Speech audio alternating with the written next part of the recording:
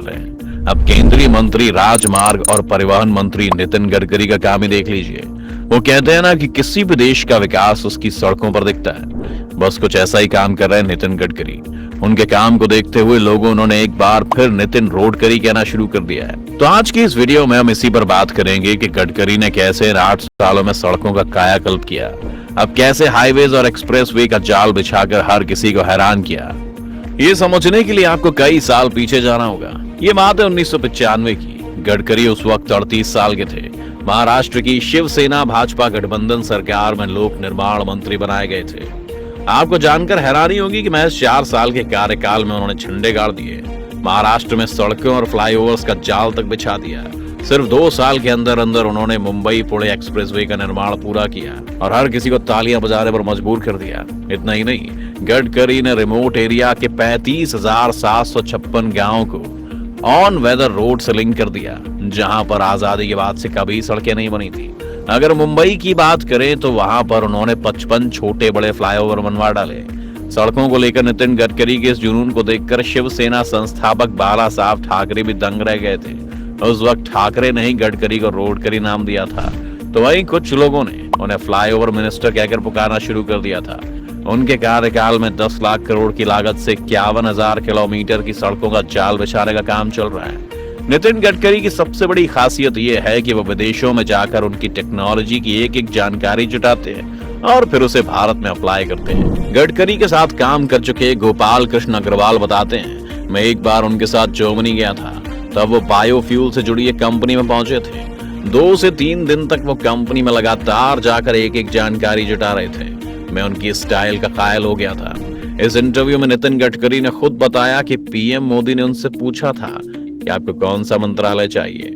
इस पर उन्होंने सड़क एवं परिवहन मंत्रालय की जिम्मेदारी मांगी थी। इस पर पीएम ने कहा कि ये तो शीर्ष 4 से 5 मंत्रालयों में नहीं आता। तो गडकरी ने कहा था कि उन्हें इस काम का अनुभव है और वे इसे अच्छे से कर लेंगे। पीएम से किया गया ये वादा नितिन गडकरी ने अच्छे से भी निभाया है। खैर, अब जरा पिछले 8 सालों की बात कर लेते हैं। हाल ही में नितिन गडकरी ने एक बड़ा ऐलान किया है। उन्होंने कहा है कि भारत की सड़कें साल 2024 तक अमेरिका से बेहतर होंगी। इसी को लेकर गडकरी ने लोकसभा में कहा था, जॉन कैनेडी का कहा गया एक वाक्य मैं हर समय ध्यान रखता हूँ, और वो ये है कि अमेरिका इसलिए अच्छा नहीं है क्योंकि वो अमीर है, बल्कि अमेरिका इसलिए अमीर है क्योंकि उसकी सड़कें अच्छी हैं। चलिए अब नजर डालते हैं उन कामों पर जो 2014 के बाद हुए हैं। 60 किलोमीटर में सिर्फ एक टोल प्लाजा दिखाई देगा। अगर इसके बीच कोई भी टोल होगा तो उसे 3 महीने के अंदर बंद कर दिया जाएगा। इसके लिए बाकायदा एक रोड मैप तैयार किया जा रहा है। इसी के साथ 22 ग्रीन एक्सप्रेस हाईवे बनाए जा रहे हैं। खास बात यह है कि गडकरी हाईवे पर स्पीड लिमिट बढ़ाने पर भी फोकस कर रहे हैं। गडकरी ने हाल ही में एक और नियम लागू करने का ऐलान किया है, जिसके मुताबिक अगर कोई व्यक्ति सड़क पर गलत तरीके से खड़े किए गए वाहन की तस्वीर खींचकर बेचता है तो उसे 500 रुपए का इनाम दिया जाएगा। गलत तरीके से वाहन पार्क करने वाले शख्स को 1000 का जुर्माना देना होगा। खैर, देखा जाए तो नितिन गडकरी बेहद पारदर्शिता के साथ काम कर रहे हैं। उन्होंने कहा कि मैं किसी ठेकेदार से कभी नहीं मिलता और सिर्फ काम पर फोकस रखता हूँ। अब तक गडकरी 50 लाख करोड़ का पूरा काम कर चुके हैं। पिछले 10 सालों के आधिकारिक आंकड़े बताते हैं कि साल 2014 के बाद से, यानी कि पिछले 8 सालों में हर साल हाईवे की कुल लंबाई बढ़ी है। साल 2013-14 में, यानी कांग्रेस की सरकार में 4,260 किलोमीटर हाईवे का निर्माण हुआ, तो वहीं साल 2017-18 में 9,828 किलोमीटर हाईवे का निर्माण हुआ। देखा जाए तो कांग्रेस आज के मुकाबले बीजेपी में निर्माण लगभग 2 गुना है। खास बात यह है कि कनेक्टिविटी बढ़ाने के लिए नितिन गडकरी गांव की सड़कों पर भी उतना ही ध्यान दे रहे हैं जितना हाईवेज पर। साल 2016-17 में गांव में 47,000 किलोमीटर से ज्यादा का निर्माण कराया गया। कोरोना काल के बावजूद देश में राजमार्ग निर्माण की गति नहीं रुकी। लगभग 13,000 किलोमीटर का सफर कोरोना काल में पूरा हुआ। गडकरी ने बताया कि पिछले 7 सालों में राष्ट्रीय राजमार्गों की लंबाई 50% बढ़कर 1,37,625 किलोमीटर हुई।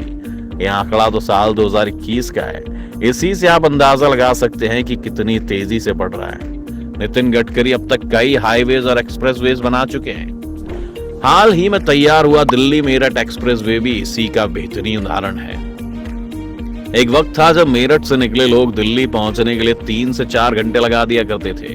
अब ये सफर 40 मिनट में पूरा हो जाता है। बेहतरीन सड़क के साथ तैयार हुआ ये एक्सप्रेसवे राहगीरों का वक्त भी बचाता है। गडकरी ने इसे लेकर कहा कि पहले मेरठ से दिल्ली आने में 4 घंटे लगते थे, लेकिन अब 40 मिनट लगते हैं। लोग बताते हैं कि वो मेरठ से आइसक्रीम खाने दिल्ली के कनॉट प्लेस आते हैं। बात अगर उत्तर प्रदेश की हो रही है तो आपको बता दें कि हाल ही में पूरे हुए पूर्वांचल एक्सप्रेसवे ने यूपी के पूर्वांचल के कई जनपदों को बेहतर कनेक्टिविटी दी है। इसके अलावा योगी सरकार की महत्वाकांक्षी योजना गंगा एक्सप्रेसवे पर भी तेजी से काम चल रहा है, जिसके पूरा होने के बाद उत्तर प्रदेश में पश्चिम से पूर्व तक का सफर बहुत आसान हो जाएगा। दिल्ली से देहरादून, हरिद्वार, जयपुर और चंडीगढ़ 2 से सवा 2 घंटे में पहुंचा जा सकता है। जल्द ये काम दिखाई भी देने लगेगा। 2023 तक दिल्ली मुंबई एक्सप्रेसवे पूरा होने के बाद दिल्ली से मुंबई सिर्फ 12 घंटे में पहुंचा जा सकता है। गडकरी ने चेन्नई से बैंगलोर के लिए बनने वाली सड़क पर भी सबका ध्यान खींचा। इस रोड से सिर्फ 2 घंटे में सफर तय किया जा सकेगा। एक और इंटरव्यू में नितिन गडकरी से पूछा गया कि वो कितनी तेजी से अपनी परियोजनाओं को पूरा करना चाहते हैं। इसके जवाब में नितिन गडकरी ने जवाब दिया कि वो 37 किलोमीटर प्रतिदिन सड़क बना रहे हैं और वो चाहते हैं कि इसे बढ़ाकर 50 किलोमीटर किया जाए। खास बात यह है कि गडकरी हर राज्य की सड़क पर बराबर ध्यान देते हैं, फिर चाहे वो बीजेपी शासित राज्य हो या फिर कांग्रेस या फिर कोई और दल। गडकरी की यही खासियत उन्हें बाकी नेताओं से अलग बनाती है।